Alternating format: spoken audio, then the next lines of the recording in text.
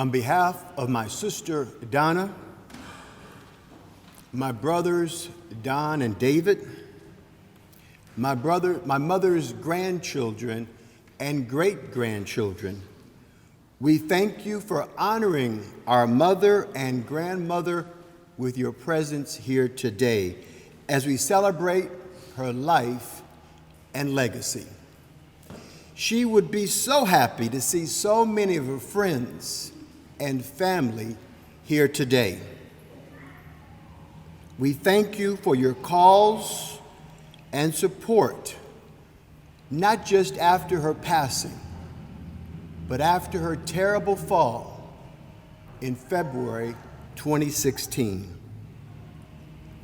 I'd like to give a special thank you to Maria Cardenas and Jovi Rock. I don't believe Jovi's here, but Maria's here.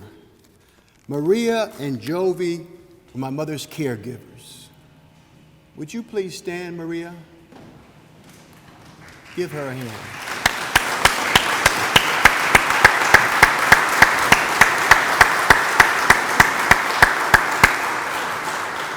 Maria, we are forever grateful for the care you gave our mother.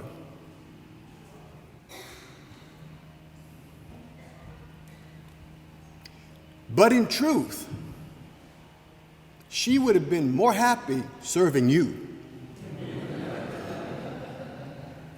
She knew she had to be helped, but she didn't like it. And everyone's acknowledgement recognizes that was her spirit. There was a film released in 1989 called Steel Magnolia. It starred Julia Roberts, Sally Field, and Dolly Parton. It was filmed on Cane River in Louisiana, where my mother grew up. My mother was a steel magnolia. On Christmas Day, 2020, she was diagnosed with COVID.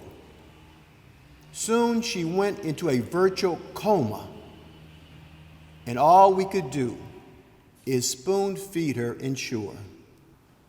And after a few days, we recognized that we had to call an ambulance and take her to the hospital. I assumed that was the last time I would see my mother.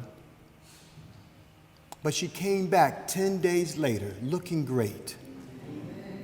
And the first thing she asked for was a double-double with fries. Now, my sister Donna seemed to only want my mother to eat kale and cabbage.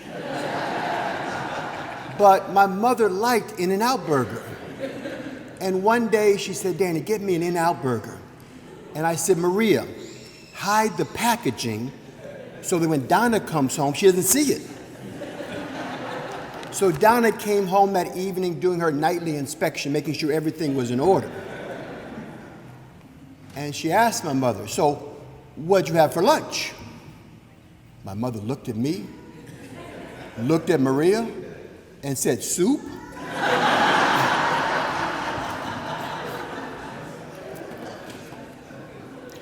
My mother died at 7:23 p.m., sundown, on Yom Kippur. Yom Kippur is the Day of Atonement, the holiest day in the year for Jews. Upon hearing that my mother died at sundown on Yom Kippur, my good friend Danny Harold, who's here today, sent me a text sharing that when someone dies at sundown on Yom Kippur, it means that person died without sins. And I thought, what could that mean? How could a person be deemed sinless? What I concluded was that given all the good a person did for so many, for so long, that person is pardoned for any transgressions or wrongs he or she committed. It doesn't mean he or she never did wrong, but for all the good they did, their sins are pardoned,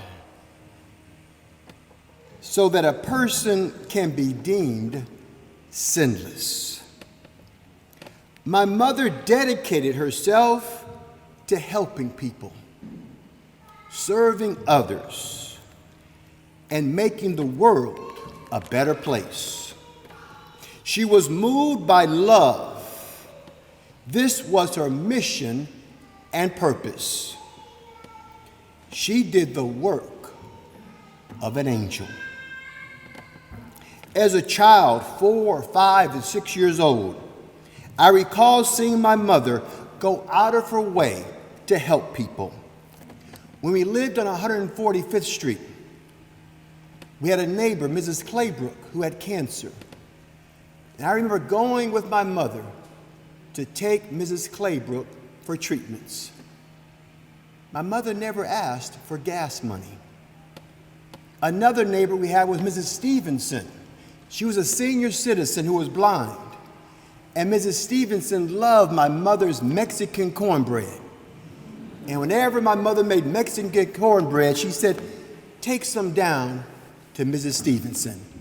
My mother never said, "Collect a few dollars for that."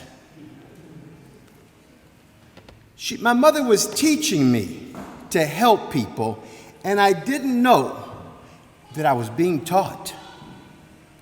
She helped you to feel special. Now, before Facebook provided daily birthday reminders, my mother called you or sent you a card on your birthday. Now, nobody here ever got a Hallmark card from my mother. She drew a watercolor painting, addressed it in calligraphy, and the text was all done in calligraphy. She believed in spreading beauty with her paintings and calligraphy. By remembering people's birthday, she was teaching me how to make people feel special. And I didn't even know that I was being taught. She helped you to feel special by how she approached you. She met you where you were, without judgment. She approached you with kindness, a gentle smile. She saw you and made you feel loved. Later in life, I noticed that people liked me better after they met my mother. Helping people was rooted in who she was. She didn't start a nonprofit organization or wait for funding to help people. Her approach was simple. Do what you can, where you are, with what you have. She never asked for money for helping. She never made a deal with you. You do that for me, and I'll do this for you. She didn't expect anything in return, in exchange for helping you. You didn't owe her. She was motivated to serve and help others out of love. She only made deals with me. We took swimming classes at Compton College, and one day the task was to jump off the high dive. All the kids got up there, jumped. I stood back holding the rail, and the teacher was like, "Jump, jump." Not today. So my mother came over and said, "Jump, jump." And then she said, "I'll take you to Thrifty's and buy you an ice cream cone." I thought, she thinks I'm gonna jump for one measly ice cream cone? And then she said, "3, I'll get you a triple ice cream cone at Thrifty's." I said, okay, she's ready to negotiate. So I said, 10 scoops of ice cream at Thrifty. She said, what? She was shocked, but not surprised by my audacity. And she said, okay, 10 scoops of ice cream at Thrifty's if you jump. We went straight to Thrifty's. I got 10 single scoops of ice cream. The manager to bring a box out for me to take all the ice cream home. That was one of the happiest days of my life. Another time, she negotiated. I'd always ask to go to McDonald's. Mom, can we go to McDonald's? And she always say the same thing. No, I got food for you at home. But one day she said, okay, we'll go to McDonald's. You get straight A's in your next report card, we'll go to McDonald's. Now, she knew I was not going to get straight A's. I learned from her that you help people with no agenda. She taught me without me knowing that I was being taught. You help people by doing what you can with what you have, where you are, and you help them with a pleasant and joyful spirit. My mother served the community. She was always a class mother, helping the teacher with parties or other activities. Now, when she was a class mother for me or my brothers and sisters, she didn't look after just our interests. She wanted every student to have an excellent educational experience. I remember David and I went to St. Paul's Elementary School. And my mother was David's class mother. And she noticed that teacher was not very good. So she would come an extra day and stay a little longer to help with the instruction. And soon she was coming every day and staying almost the day. So the principal said, Ms. Armstrong, why don't you become the teacher and we'll let the other person go? So my mother became David's first grade teacher. And I remember thinking, poor David. He's got mama at home and at school. She was an engaged neighborhood mom. She looked after the welfare of all the neighborhood kids. At our house, we had typing classes, art classes, calligraphy classes for anyone in the neighborhood. She invited neighborhood friends to a play, to see a concert, or a trip to Lake Arrowhead. My mother was active in the Wives of Bench and Bar organization, raising money for scholarships for law students. She conducted court tours for students in Compton, where the students met with lawyers and judges to learn about the law and the legal profession. She was teaching me that you had a duty to serve the larger community, and I didn't even know that I was being taught. Now, I've always had an interest in government and politics. She nurtured and supported that interest. She never told me that I was too young. We're from Compton, and therefore, she taught me not to limit what I can do. No, K-N-O-W, no, N-O, limits. No limits. When Lyndon Johnson was the president, she had me write to the president. I still have the envelope and the magazine I got back from the White House. And based on the post office stamp, I was 3.5 years old. The only thing I remember about that exercise was I remember telling Johnson that Lincoln was my favorite president.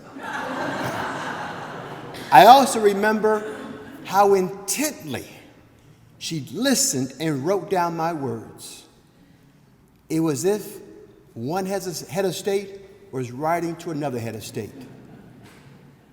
She was teaching me, and I didn't even know I was being taught no limits. When President Eisenhower died, she had me draw a picture of Eisenhower, and I wrote a card to Mamie Eisenhower. I still have the card from Mamie Eisenhower. Based on the post office stamp, I was 6.5 years old. No no limits. My friend's mother, Doris Davis, whose son, Rick Davis, is here today. When I was in second grade, Doris Davis ran for city clerk of Compton. And my mother encouraged me, and I did it. I worked in her campaign, handing out flyers, knocking on doors in second grade. When Ms. Davis ran for mayor of Compton, I was in fifth grade. I remember driving in the car with her, jumping out to hand out handbills and to knock on the door as we waved to the residents of Compton. Doris Davis became the first African-American woman to lead a major American city. And Rick, I don't see you now, but I know you are. There you are. I included your mother in this because that's the impact she had on me. In second grade, seeing your mother out there campaigning, becoming mayor, it just showed me what was possible. My mother planted a seed in me. Don't wait until you're old enough, have enough, or become someone. Go after your dreams by doing what you can, where you are, with what you have. She taught me, without saying a word, don't limit what you can do. Dream, then do something. My mother taught me you had a duty to the world and not just your own community. When we lived on 145th Street, we lived behind a Safeway grocery store. And I'm 4, 5, 6 years old. And every time we went to Safeway, there's a big table in front filled with grapes. And I always say, Mama,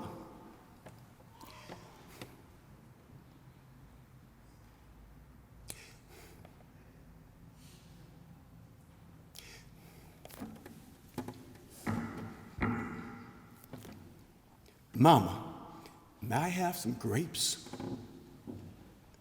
No, we don't eat grapes. Next time. Mama, may I have some grapes?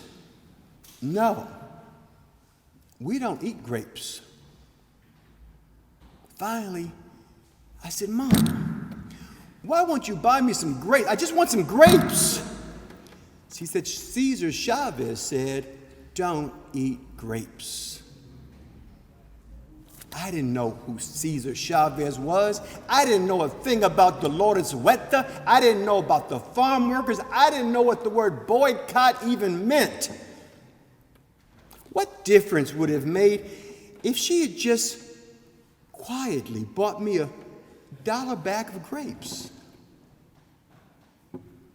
Mama, may I have some grapes? She was teaching me self-sacrifice for principled action without me knowing that I had been taught. It just so happens in 1993, Cesar Chavez passed, and I sat on the front row at his funeral. Mama, may I have some grapes? With that question, she showed me how to make the world a better place. Do what you can, where you are, with what you have. When we moved to Tartar Lane, we had a basketball court there, and I loved playing basketball. My friend Jimmy Newman, who was in the back, he lived in front.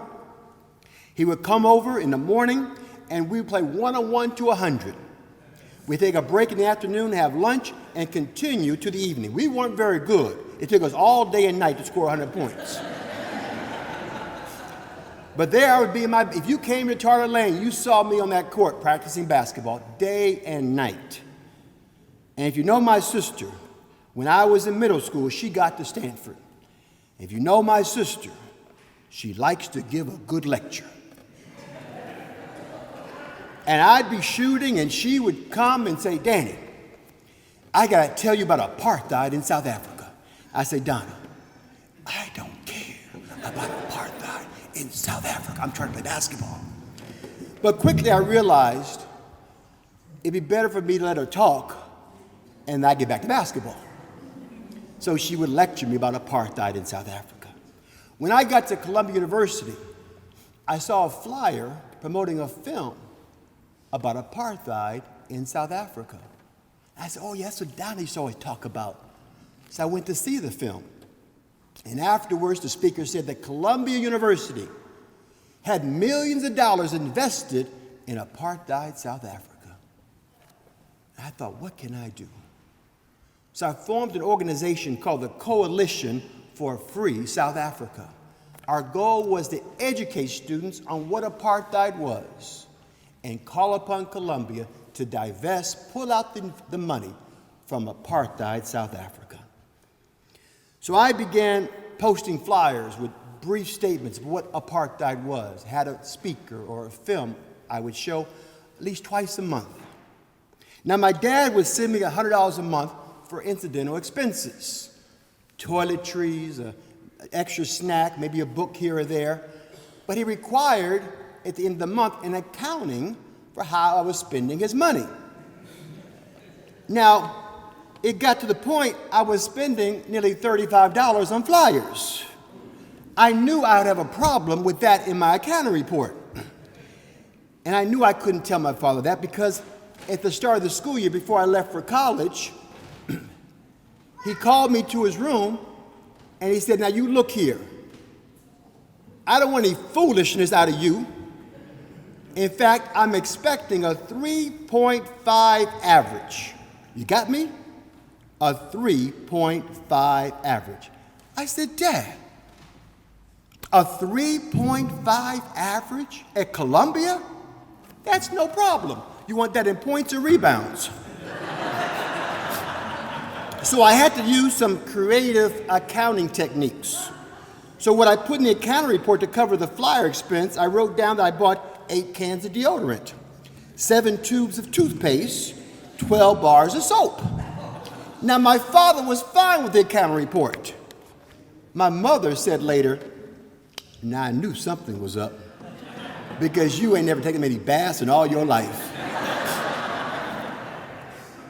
So I did what I could, where I was, with what I had, to end apartheid in South Africa. My mother was my first collaborator. Back then we had no computers, no internet, no Facebook. So I would call her and tell her what to write on the flyer, and she would make the flyer in calligraphy and mail me the master. So I flyered the campus week after week, day after day. Eventually we had our first rally. It was a drizzling day in New York. The university didn't want me to have the rally in the main part of campus for fear that alumni may see us. They moved me in the backside behind the main administration building. And despite all my flyers, 2 students showed up, along with my cousin, Catherine Kennedy Labatt, who's here today, over in the corner. I gave a speech. It was 4 of us in the rain. And I called upon Columbia to get out of South Africa. And after a 4-year campaign, Columbia divested $55 million. Columbia was the first university with a significant endowment to divest from South Africa. And over the next 2 years, following Columbia's lead, 150 colleges and universities divested. Years later, I asked myself, what was I thinking? That I could start a movement that resulted in Columbia's divestment from apartheid South Africa. My friend Curtis Cohen in the front row, he was there. What was in my mind was the seed my mother planted. Don't limit what you can achieve. No limits. Help and serve others, even if those people are not a part of your immediate community. Take principled action, even if it requires self-sacrifice. Start by doing what you can, where you are, with what you have. In fourth grade, my mother had me watch a film called Born Free about lions in Africa. And after watching Born Free, I dreamed of going to Africa. When I finished Columbia, I got a grant from the Ford Foundation to travel to Zimbabwe to do research on youth development. At that point, Zimbabwe had only been independent for 4 years. It was previously Rhodesia, a racially divided nation between blacks, whites, and coloreds, people of mixed race. Where you lived, where you worked, your whole life was determined where you were black, white, or mixed race. When I arrived in Zimbabwe, the government wasn't interested in my study, but they said, you know basketball. We would like for you to promote basketball throughout our country to the black population because under Rhodesian law, blacks were not allowed to play. So near the end of my time, I got word from my uncle, Dr. Fred Kennedy, that Marcus Haynes, a former Harlem Globetrotter known as the world's greatest dribbler, wanted to send shoes to me for the teams I was coaching. And I had a dream of bringing the magicians here to Zimbabwe and help me. And Marcus Haynes said, sure, we'll come. You raise the money and make it happen, we'll come. So I got to know people at the U.S. Information Service, like a public library. You can read American magazines and newspapers. A secretary there gave me access to a typewriter, a phone, and a phone book, no desk. And literally sitting on the floor, I raised the money to bring over Marcus Haynes and the Harlem Magicians.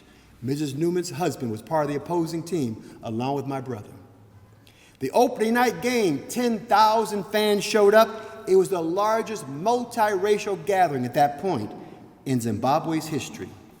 And Ms. Newman, for the next 30 years, every time your husband saw me, he said, Danny, thank you for taking me to Africa. Every single time I saw him. U.S. diplomat and former Olympic champion Mal Whitfield said of the tour 20 years later, it is still remembered as one of the greatest American African cultural sporting events. Years later, I wondered, what was in my mind that I thought I could do that? I did what my mother taught me. Don't limit what you can do. Dream and start by doing what you can with what you have, where you are, and you can change the world. In 1995, President Jerry Rawlings of Ghana visited Los Angeles for 4 days. I was hired to organize his visit. At the end of his stay, he encouraged me to go to Ghana to work with the youth there, which I did. And while I was living in Ghana, my mother and sister and nephew Yusuf and two of my mother's friends came to visit to celebrate my mother's 70th birthday. When President Rawlings heard my mother was visiting, he invited her to the Independence Day celebration and a reception at the castle like the White House. Now I thought the reception would be for ministers of state, other VIPs, but he wanted to meet Marie Armstrong. So we went first to a very ornate receiving room, but soon an aide said, no, the president wants to meet your mother in his private study. So as our meeting wound down, he asked my mother what her dinner plans were.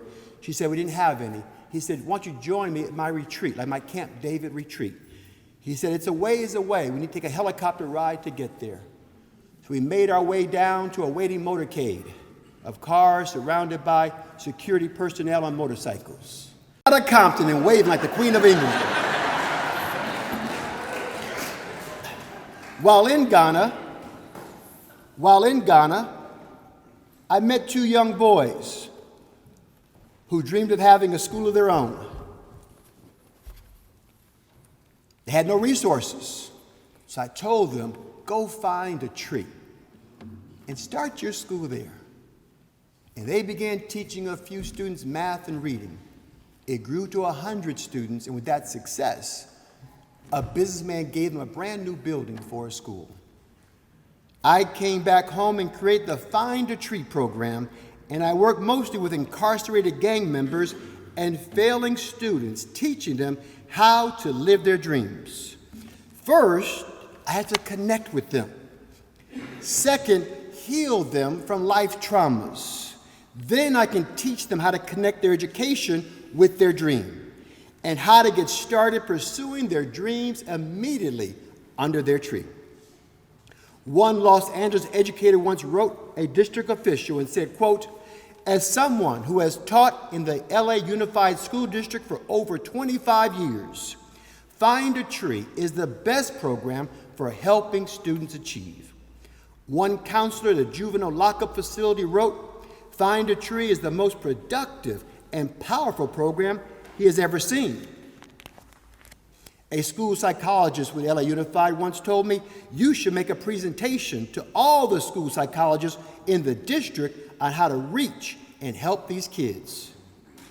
At one juvenile facility, the superintendent called me to her office one day, and she said, "Mr. Armstrong, you're really good with the inmates. How about working with the young men on lockdown?" Now, lockdown is a place you send a person, they stay in a cell 23 hours a day. They're showered inside of a cage. I didn't know what it was before she asked me. I just said, "Sure, I'll go." But on the appointed day, they put me in a cart in the back end of the institution. The place looked like a dungeon. When I got inside the inner sanctum of lockdown, the guard came to me with a face mask and helmet and body armor. And I said, "What's that for?" He said, "The young man, the inmate may attack you. They could throw feces or urine, you don't know what, and you need this." But I thought, how can I bring out his humanity if I approach him like an animal? I said, I won't use that. But as he began unlocking the door, I was in deep prayer. Please don't throw something on me. In my subsequent visits, inmates would slide notes to me. I remember one, it simply said, "Help me to live my dream." In one of my videos, a former inmate and Find a Tree graduate named Darwin Ramirez, who Jaleesa Hazard and Cookie Parker have worked with in the past, he said in the video, "We got in line to go to dinner. Daniel got in line with us. There he was, eating with us. He was surrounded by violent criminals. A riot could break out. He just sat there, eating with us." I learned later that word began spreading throughout the institution. Armstrong eats our food. Armstrong eats our food. How did I learn to connect with and inspire incarcerated gang members and failing students? I learned by watching Marie Armstrong. She taught me, and I didn't even know I was being taught. Make each person feel special, no matter what they've done. Show them respect. Learn their names. Look at them. Shake their hands. Listen to their life stories. Meet them where they're at. Help them to be better. She taught me these things, and I didn't even know I was being taught.